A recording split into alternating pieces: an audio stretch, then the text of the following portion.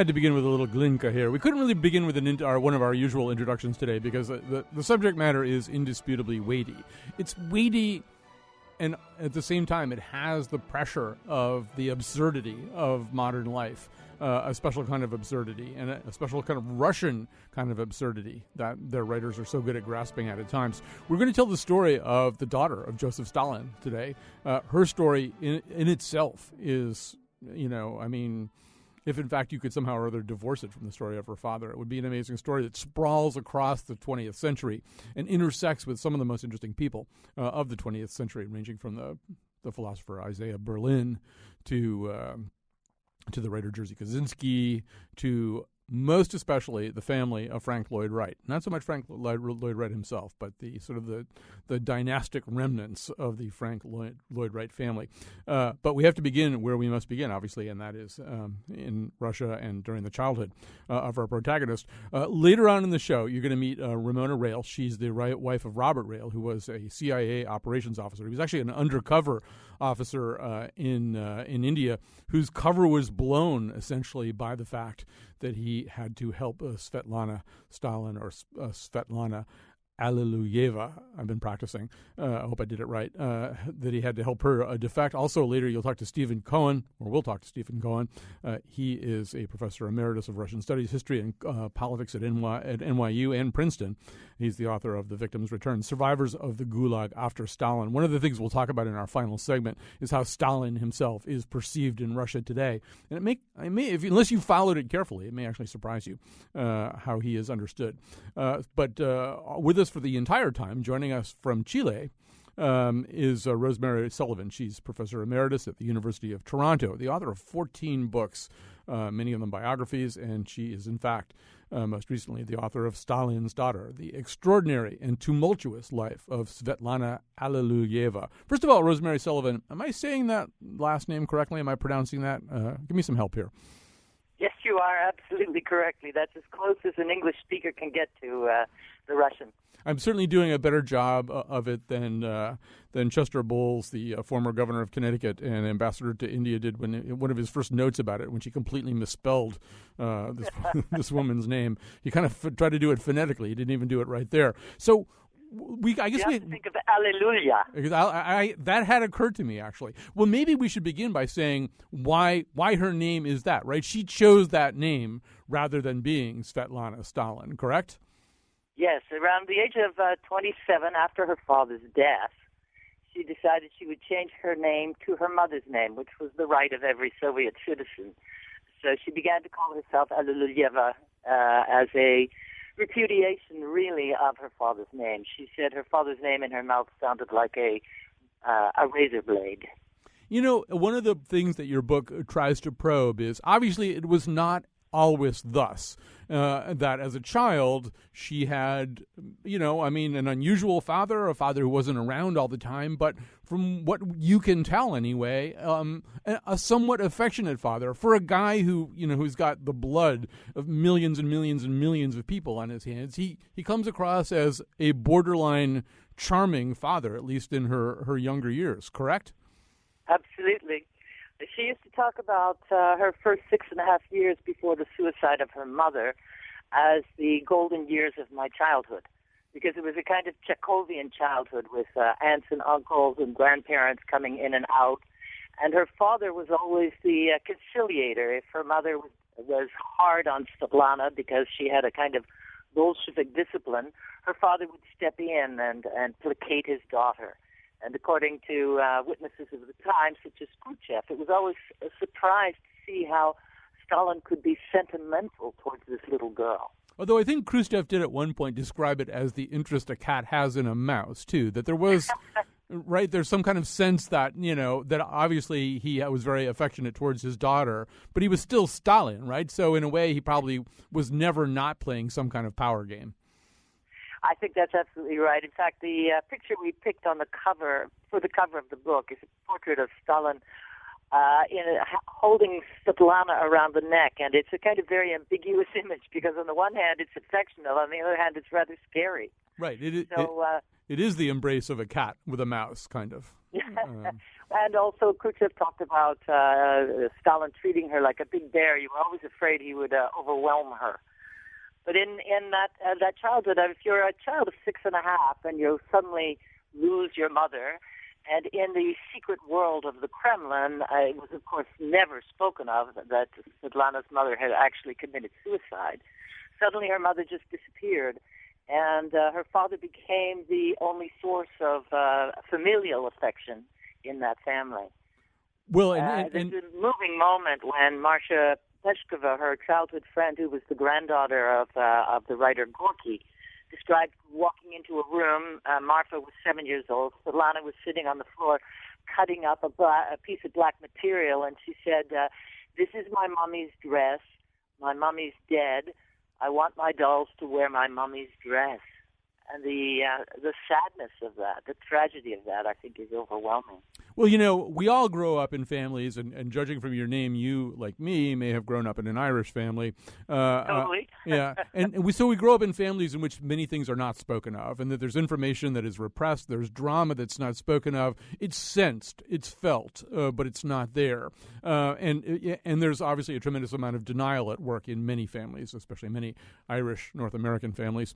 But this takes it up a notch, right? I mean, we start, yes, with the death of her mother when she's 6.5. Her mother shoots herself in her heart, but she's told, the young Svetlana is told that it was appendicitis and doesn't find out for more than a decade what the actual truth is. But it's not just her mother, right? I mean, you were saying that her father was the only source of familial affection. Well, that begins to get ratcheted up because members of the larger family, the extended family, just start vanishing, right? Vanishing without explanation. One has to keep constantly in mind how old Svetlana was. So when the Great Terror began in 1937, she was only 11 years old. And suddenly she has a personal guard who accompanies her to school. She's not allowed to eat with the other children. She had a little boyfriend with whom she exchanged little love notes, and suddenly he disappeared, and there was never an explanation. Then her favorite aunt and uncle, Alexander and his wife, the Stanitzes, were sent off to the Lubyanka and eventually executed in 1941. Then an uncle, Stanislav Redens, is executed. Then another uncle dies of a heart attack, and there's no explanation. As Svetlana herself put it, this was in a family in which nobody said anything. It was safer not to speak. So it always seemed that something terrible was going on, and that Papa couldn't have known about it. It was some kind of terrible mistake. So the slow, gradual discovery of what was going on didn't occur to Svetlana until she was about 16. And that occurred because she had fallen in love with a much older filmmaker. It was a kind of 16-year-old's romantic obsession. There was no physical relationship. And when her father found out that this Alexei Kapler, a very well-known filmmaker, had been walking through the parks with his daughter and taking her to the opera and so on, this man was immediately arrested and deported for 5 years, first to the Lubyanka in solitary confinement and eventually to the Gulag. And suddenly Svetlana understood this was her father doing this. Right. And yet, as you say, I mean, as you're Irish, as an Irish person, you understand what familial roots are. So there was always a small ambivalence because the good memories of that family time, the first time she drove with her father and got his approbation, his approval, those memories stayed. So it was an incredible schizophrenic conflict to live. And, you know, what's happening out around her, outside her, in the hinterlands. I mean, one thing about Russia is it's really big. So if you're going to commit atrocities, you can really kind of spread them out, and you can get them at a considerable geographic distance from where you actually are. So from 1929 to 1953, there's an almost unabated tide of blood, tens of millions of people die through the policies and through the will of Joseph Stalin for various reasons, because of forced collectivization, because of the gulags, because of concentration camps, just this incredible human toll. And then you look at this little girl and you think, well, why would it have taken her so long to grasp that? But some of it is that it really could be spread out, right? It could be stuck in a place where it wasn't easy to see. I sometimes think the best thing to do is to read Vasily Grossman's Life and Fate, because it gives you a portrait of what the isolation of people was, the information that didn't get transported from one person to the other. If you have a climate of fear, people don't speak, because to speak is to put yourself at terrible risk. So yes, there was a huge climate of secrecy around anything that happened. If your neighbor disappeared, you looked the other way, because it might mean you were the next one. And actually, Svetlana always made the point that to demonize her father was to misunderstand him. He was not mad. In fact, all his movements were calculated. It was a cold calculation as he sought to reach the apogee of power. As she said, he never suffered pangs of conscience. There were, for him, three kinds of people. He didn't romanticize people. There were the strong who were needed, the equals who were in the way, and the weak who were of no use to anyone. So it was a brutal system. And for her, the thing that so often was misunderstood was that her father moved through a system that facilitated his dictatorship. Right. And I mean, the other thing that you can't unthread it very easily from the bloody legacy of Stalin is that he is the absolute pivotal modernizer of the country, that while he's doing all this completely horrible stuff, he's also taking them from, a pretty backward nation, even for that moment, even for the late 1920s. He's taking them from that to ultimately an industrial power, a military power. He will guide them, sometimes well, sometimes poorly, through World War II. He is the great transformer of Russia, which is one of the reasons that it was sort of easier to burnish his image even after his death than it was to really examine the huge human toll that whoever this guy is, he's in his own horrible way a very effective leader. I spoke to his nephew, the son of his son Vasily, who said, what you must understand is that Stalin had consummate intelligence, consummate will, and consummate evil. But that intelligence was extraordinary. And it is astonishing. I mean, to go from the feudal czarist system to become a rival power to the United States in a number of decades was an extraordinary achievement. And it was on the backs of the people, because the collectivization was a consequence of the need to export grain outside the country in order to buy industrial equipment. So his achievement was something that Russia can't overlook. This was a man who took them into the apogee of the 20th century. He also, there are many historians who say if Stalin had not defeated Nazi Germany, the war would have gone a very different way. So he's both astonishingly heroic on one hand, or at least effective, as you put it, and on the other hand, disregards the price, the human toll that those achievements cost. For his daughter, I think she felt that the price was way too high. And the other thing that happens as she gets older, as we see in your book, we're talking to Rosemary Sullivan, by the way, her book is Stalin's Daughter, The Extraordinary and Tumultuous Life of Svetlana Alliluyeva, and she's joining us from Chile. I have to say that ordinarily we would do this through a studio-to-studio connection, but Chile, as you may know, is in the grip of a protracted education worker strike that's also drawn in other constituencies. Somehow or other, this all seems very fitting, given the topic. So this is why we're talking by phone. So we talked about the relationship of father to young child as maybe a little bit cat and mouse, maybe a little bit big bear who might just accidentally maul his offspring. But as she gets older, the cat really comes out, right? I mean, as she gets a little bit older, more self-assertive, more aware of what she wants. I mean, you already talked about the exile of Alexei Kapler, who may have been the great love of her life and sort of the ultimate on-again, off-again relationship. But, I mean, sending him to the Gulag was just one of many things that he began to do to make it clear who was the king and who was the pawn. Svetlana would say that her relationship up to until 1941 with her father was a loving relationship. I had the great good fortune when I was in Russia for a month to go to the state archives of socio-political history and find the correspondence between Stalin and his daughter, she being from the age of 7 to 16, and you discover that he used to direct her, never ask, always command. And so he called her the hostess, and he sometimes called himself your loving papa, the peasant, Joseph Stalin. And in those loving letters he would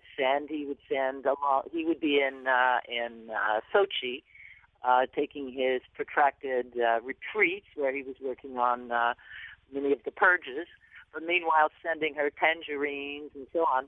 And by the age of 16, she decided to stop playing that game and then began to look at what was the real role of her father in the Soviet Union. After can you imagine, you're 16, your lover is sent to the Gulag, and you understand that it is your fault. And at the same time, her father warned her. He said, take a look at yourself. Who would want you? Right. To hear that from your father. So she began to be skeptical about the image of Stalin. But as early as 1935, the cult of personality of Stalin was everywhere. When she walked up the stairs of her school, she would confront an image of Stalin and an image of Lenin. She would be asked as a child to write down all the places in Russia in the Soviet Union that carried his name. No one questioned Stalin. He was the man who won the war. But after 1942, and what he felt was, for him, a promiscuous relationship that she had established with this Alexei Kapler, he virtually disowned her. In 1944, she married a young man, Morozov, who was Jewish, and Stalin refused ever to meet him, and he met his grandson only 4 times. So the alienation between father and daughter continued, but there was nothing that Svetlana could do without her father's permission. So when that relationship disintegrated, she had to ask his permission for a divorce. She married again to a member, a son of one of the members of the Politburo, Zdanov, and again had his permission to divorce this man. So it's very complicated. And it's quite amusing. And when she finally asked her father and said that she and her husband Zdanov were not, there was no compatibility and she would be seeking a divorce, he said, I don't believe in divorce, and I don't like your attitude toward the family. Family is important. And you're thinking, this is Stalin talking. Right. Well, Rosemary Sullivan, the book kind of raises one of those unanswerable existential questions, which is we look at the woman that Svetlana was, the girl she was, the woman she became, a woman who, it's right there in your subtitle, had a tumultuous life, a much married woman with many other relationships that didn't amount to marriage, but may have been even, ultimately as important, but a woman of incredible passions, a woman with a terrible temper, with an almost uncheckable, impulsive side that caused her just untold amounts of trouble, and a woman who sometimes could make rather cold-blooded decisions of her own, particularly vis-a-vis her family. When she does defect, she does leave behind her 2 blood children, the 2 children she has at that point. They are left behind. They're 21 and 16 at the time, but they're still her children. And you have to ask yourself after a while, Is she more like her father, just naturally more like her father, than probably she would care to admit? Or is she so damaged by the crucible in which she is forged that she develops the kind of personality that she has? And I suppose that really is the kind of question that's hard to answer. Was she a chip off the old block, or does she get chipped by the old block? Nicely put. I would say that I try to leave the answer to that question to the reader, to keep some distance from imposing my own interpretation. But frankly, when Svetlana was allowed out of the country, out of the Soviet Union for the very first time, I mean, she was 41 years old. She made a trip to India. It was her first experience of a foreign culture. It was thrilling for her. She wanted permission to stay on, and found that as Stalin's daughter, she wasn't going to be allowed by Kosygin and company to stay in India. She had gone to India because the man she had loved, Brezhev Singh, whom she hadn't been allowed to marry, had died, and she was suddenly given permission to carry his ashes back to India. So she's on a plane, not with the man whom she'd hoped to be her husband, but with his urn, so that she can carry out a ceremony, a burial ceremony on the Ganges. And why is that? Because of the political relationships between India and, which was very, very dependent for armaments on the Soviet Union. Everything about her life was politicized. And so on an impulse, and I think that's the core of Svetlana's character, on an impulse she decides to walk into the Soviet Union and ask for asylum.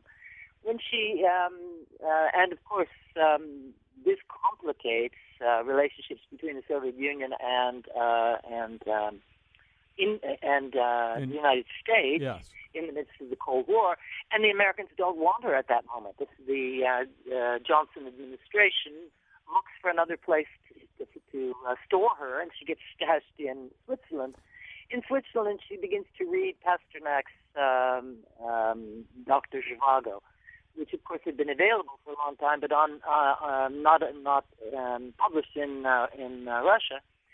And she begins to ask herself, did she really understand what it would mean to lose her children? One of her daughter was actually just about to turn 17. Her son was 22.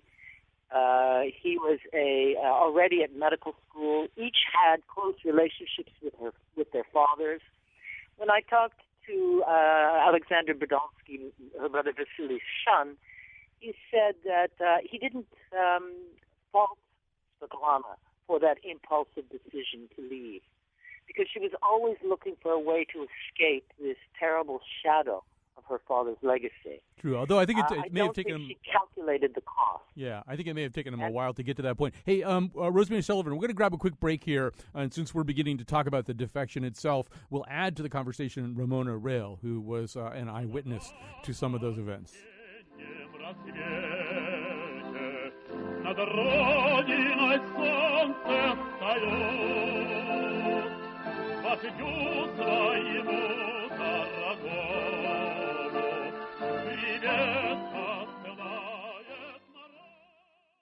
All right, we're back. We're talking about the life of the daughter of Joseph Stalin, the extraordinary and tumultuous life of Svetlana Alliluyeva.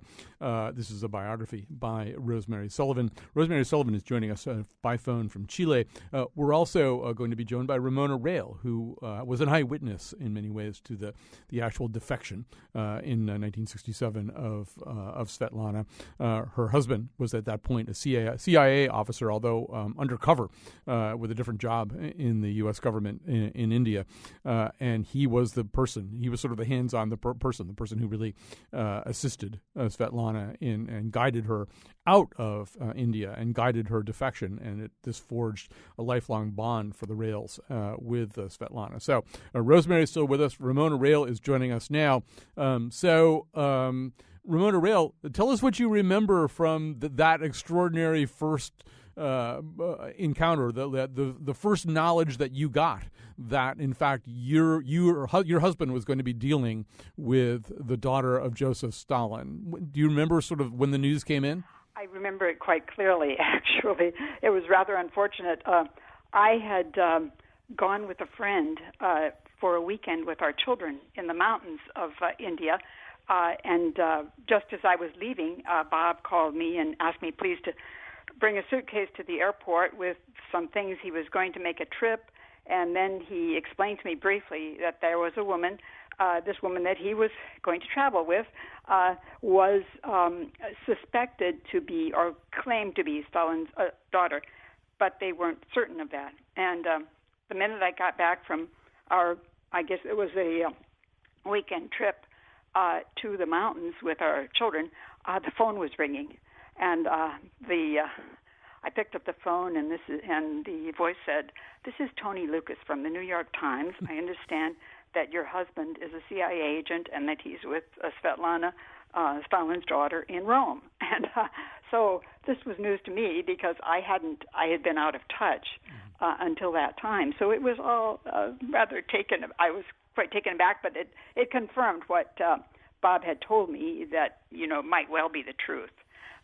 So anyway, very quickly after that, I had contact with our embassy press officer, and he said yes, and just lie low, wait for this to blow over. And so that was my first confirmation that she was actually Svetlana.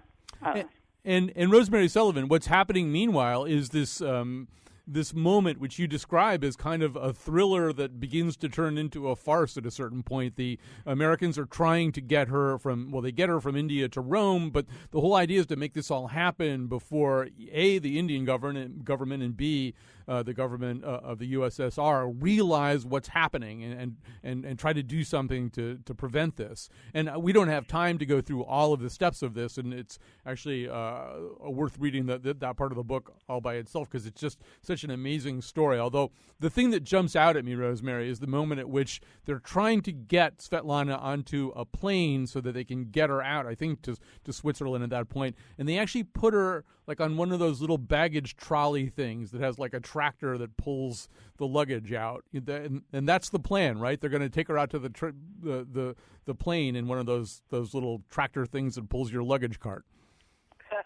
That was Bob Rail's wonderful story. He was saying that he was supposedly traveling with his wife.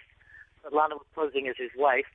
And then the Italians were afraid that they would be photographed together. And so they had to separate them. So he was on the plane waiting for his wife, who supposedly had gone to the bathroom. Meanwhile, she was being brought to the plane by car, and there was press descending. So then the Italians had a second plan, which was to bring her in a baggage cart. And so she got squeezed into the baggage cart and approached the plane, and that too didn't work out. So she ended up being parked in a warehouse alone for a good 45 minutes, waiting to find out what happened. Meanwhile, Bob Rail told me that he was afraid that perhaps the Italians had arrested her. It was quite a farce. Yeah. So, Ramona Rail, an extraordinary thing happens. At least it seems to me extraordinary, which is that I wouldn't expect that a CIA case officer in a situation like this and his wife would develop the kind of relationship that you developed with Svetlana. But this relationship spanned decades of correspondences, staying in touch, personal visits. Why did that happen, do you think? Why did you and your husband forge this bond with this woman? Well, I think there were probably several reasons. Bob had dealt with defectors from the Soviet Union before, and I had met them, and we had tried to, befriend them in ways because they often find themselves in positions of, somewhat regret for what they've left behind, and that the new life doesn't seem quite so charming. So there was that element, and also I think Svetlana always enjoyed remembering that first week that she and Bob spent together, and they, became quite friendly during that time. And I think it was her sense of freedom and having escaped and the excitement. I think that bonded them at that time in a way. And then I think she felt that he could understand some of her political feelings. She could talk with him because he had a background in Soviet affairs. In a way that allowed her to express a lot of her anxieties about what was going on in Russia, and that he wasn't somebody that would be not, familiar with this. And so I think that, and then, of course, we, she was an interesting person. We were eager to maintain contact with her. She had a lot of interesting and challenging aspects. So there was all of that. It's clear from Rosemary's book that she was at times a very, very difficult person, a person with a powerful temper. Yeah. Did you like her? Did you always like her? I had moments in which I felt like we had come to, barriers that I couldn't, I wasn't prepared for, because innocent little things like, I remember sending her one of those, Christmas letters that you write about your family, and getting an irate phone call from her saying, "Moni, how could you do this? I have grandchildren in the Soviet Union. I don't even know their names, and you write to me glowing words about your grandchildren, and without, of course, that would be a sensitive point. And without, she said, send me a card with a line on it and your name, but don't send me that stuff. So I felt very much rebuked, and I said, of course, I will never do it again. But I did. There were times when she touched on things that I felt I needed to respond and to give her back, some of what she had given. I tried not to always be the one that was just, swallowing it, and tried to explain to her some of the things that I thought she was misunderstanding about me, too. So it was a friendship that, had limits. Of course, she didn't fully understand me, and I certainly didn't fully understand her, but I felt a commitment to her, and she loved getting letters, and she wrote wrote enthusiastically, and she expected quick responses. So this was a challenge, and sometimes you weren't sure whether you really wanted to open one of those letters because they could be quite explosive, but understanding that she needed to vent. I want to go back to those first anxious days in India and in Rome, and I will be more interested in this one aspect of it than anybody else who does a show or an interview about Rosemary's book. But because I'm in Connecticut, I'm interested in the role of Chester Bowles. Chester Bowles was the ambassador to India at that time. He was the governor of Connecticut at another time. He was a close associate of the Kennedys. That's why he wound up getting this. So he was in a very difficult position because India had a close relationship with the USSR. They weren't really, the Indian government was not interested in doing something that would be embarrassing, humiliating, or seen as an assault on the Soviet reputation at that time. So how did your husband and the other people who were kind of working around this handle the relationship with the ambassador, Chet Bowles? He was nothing but generous and kind and supportive. He had a great interest in India, and of course was interested in the Soviet Union. He was extremely supportive when Bob went off. There was a question about whether or not he would be allowed to come back to India because of this, exposure as a CIA agent. And Chester Bowles, was extremely forceful in that and pressed the issue so that the Indian government did allow him to come back. And so he was made it very clear that he was supportive of Bob personally and professionally. And they had us over for lunch very quickly after Bob returned. Of course, he was very interested in Svetlana, as everybody was, but he was a pillar, actually, in this whole thing. Ramona Rail, thank you so much. Add something? Yeah, absolutely, Rosemary. Go ahead. Just that I think Svetlana remained loyal to Chester Bowles and his great courage throughout her life. What happened was that as she walked in, of course, they didn't know if she was a counter agent, a fake, crazy, whatever. But I think Bob asked her how many hours she had before the Soviet embassy discovered she was missing, and it was discovered she had about 4 hours. And Chester Bowles realized that she had her Soviet passport, which was unheard of. Mm-hmm. She had asked the Russian ambassador to India, Benediktov, to give her passport, and he had given it to her, which was unusual because normally Soviet citizens were not given their passports until they got back on the plane. So Chester Bowles realized that she could leave India legally. Mm-hmm. She wasn't covertly, gotten out of the country by the American government. She had a Indian visa, her Russian her Soviet passport, and she left legally. So Bowles was brilliant enough to understand that he could remain within diplomatic correctness and yet at the same time help this extraordinary woman. I think the thing that made it clear that even though they couldn't get her bona fides checked, the CIA, FBI, and the State Department had no information about her, she was carrying a manuscript, which was called 20 Letters to a Friend. And it was the memoir of growing up in the Kremlin. So I think he must have concluded that this clearly was Stalin's daughter. Although, in fact, they had no actual record of her existence. They weren't even sure there was such a person. Hey, we're going to have to go to a break here pretty soon. I do want to, first of all, thank Ramona Rail so much for joining us and sharing her memories. And I do want to say that, we're going to have to skip over some things in this book. It's a big, sprawling book. There's a lot in it. And really, her story, it just crosses paths with, I don't know, Edmund Wilson, George Kennan. I mean, you name somebody who was an interesting person in the 20th century, and it's kind of you'll find them somewhere in this book. But the most amazing segment, and we really don't have time to talk about it right now, but for me, one of the most amazing segments is this brush she has with the family of the architect Frank Lloyd Wright. He's dead. His widow turns out to be this Montenegrin.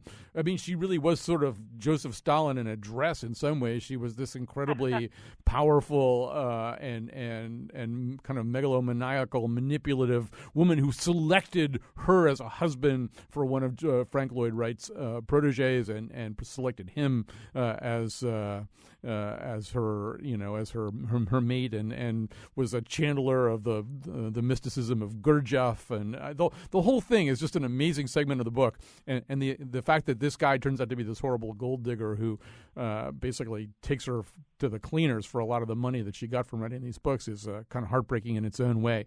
But as I say, we have to sort of jump over that because I really want to spend a little time on the present moment and how the memory of Stalin is processed by the Soviet Union today. So let's grab a quick break here so we'll have time to do that. We'll come back after this. So long, Frank Lloyd Wright, I can't believe your song is gone so soon.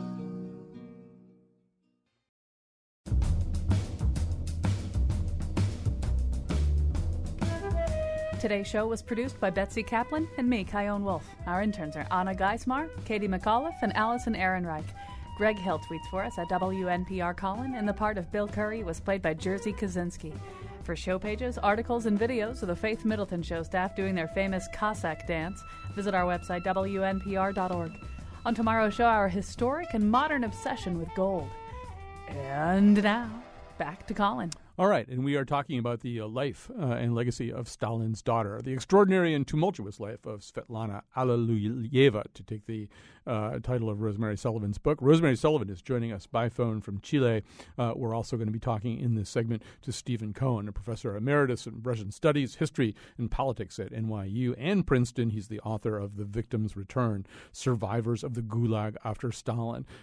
Rosemary Sullivan, this story is so big that I can't believe all the leapfrogging we're doing and the stuff that we're having to skip because it's really just meaty and fascinating stuff. But, I mean, we really do have to sort of at least pause in 1953 and then again in 1956.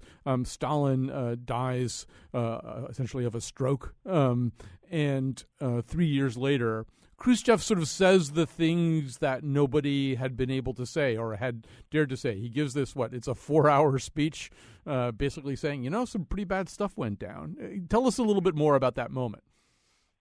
The secret speech, yes. Svetlana had been prepared because the Minister Mikoyan had taken her aside and said, read this, and she read it and said it was all true.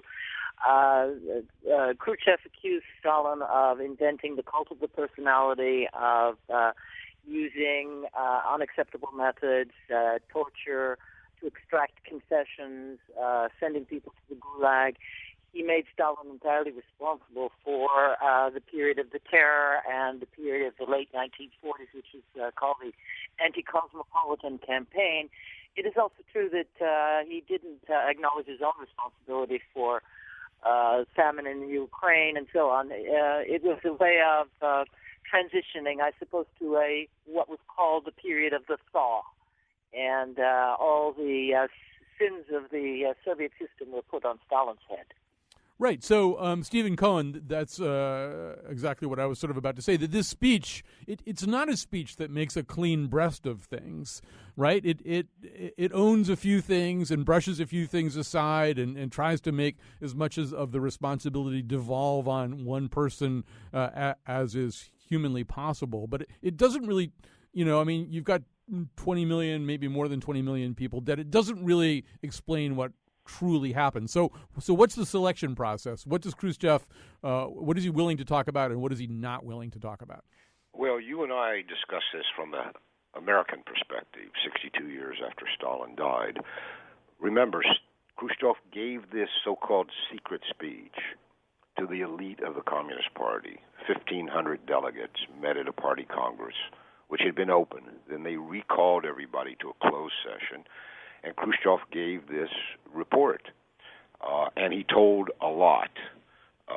What he tried to do, not very successfully, was to exculpate the Communist Party itself and its leadership, as you say, to put it on Stalin, and he called it the cult of the personality. But, and I talked to maybe 6 or 7 people who were in that room at the time, who were still alive when I began to study the question in the 70s, and it was a bombshell. I mean, people wept, people fainted, people trembled, people under their breath cursed Khrushchev for saying such things. But Khrushchev pushed on against enormous resistance. And what is often forgotten, excuse me, I got some allergy here. Okay. What is often forgotten is that very soon thereafter, 5 years later, to be exact, in November 1961, Khrushchev said all of this and more publicly on national radio at another party congress when all the speeches were published in all the national Soviet newspapers. And everybody knew. Now, that so-called secret speech wasn't really secret. Copies were made, and it was read at virtually every workplace, political gathering, behind closed doors.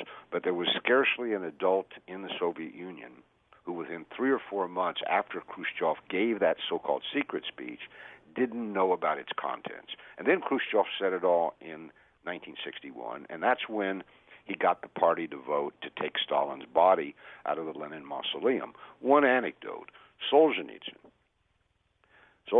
who had spent a long number of years in the Gulag, listened to Khrushchev's secret speech on the radio in his dacha outside Moscow, and he said to his wife, I can't believe I'm hearing this. This is the end. It's now all out. So even for Solzhenitsyn, still a young man, still yet to become the Solzhenitsyn of history, of Ivan Denisovich and the Gulag Archipelago, this was an absolutely stunning moment. So we need to credit Khrushchev. And some people who are very unhappy about the end of the Soviet Union date the end of the Soviet Union from that moment when Khrushchev began to tell the truth. And Rosemary Sullivan, it's worth saying, too, I mean, it's hard for, as Stephen Cohen is saying, 62 years later, I mean, you feel like you have whatever clarity you have on this, but it's hard for us to understand sort of what was known and what was not known at each point on this continuum,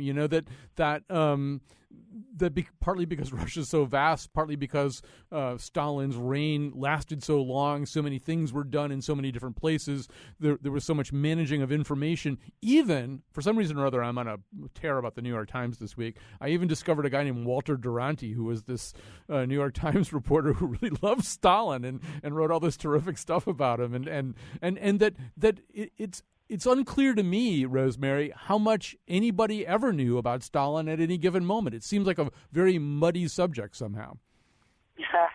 Well, it's a subject that I would leave to Stephen, who is brilliant on this. I can only speak about Svetlana's experience, which was that shortly after the speech was delivered, it was read at her institute where she was working, the Gorky Institute. And her experience was, of course, devastating as all the fellow students turned on her.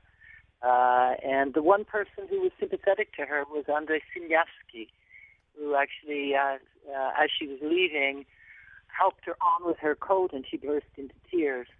So what was known and not known, I spoke to a friend of hers at the Gorky Institute, Yusukov, and he was suggesting that Svetlana was at the crossroads of the tragedy of the Soviet system, because she was both vilified and used by other people because of her supposed access to power. And she made a protest against the demand that later, when Andrei Sinyavsky was arrested, a protest against the demand that everybody sign a support of the trial of Sinyavsky, and yet all of this would be carried on, within the confines of certain walls and not be known abroad. So it was all, it was a closed system, and what could be known, even now, it's I think virtually impossible to be absolutely sure. I think that's true. Stephen Cohen, we're running out of time here, and I do want you to spend a moment or two just sort of talking about the way in which Joseph Stalin is understood at the present moment in Russia. That in fact his legacy has been almost kind of reburnished, if anything. So far as I can tell, in history, there is no man dead 62 years who still casts such a large shadow, and a divisive one, on his country. Since the moment Stalin died, and particularly since the moment of Khrushchev's so-called secret speech, which, as Rosemary just pointed out, was read at all the universities and workplaces of the country in 1956, Stalin's historical reputation has utterly divided Russians in particular.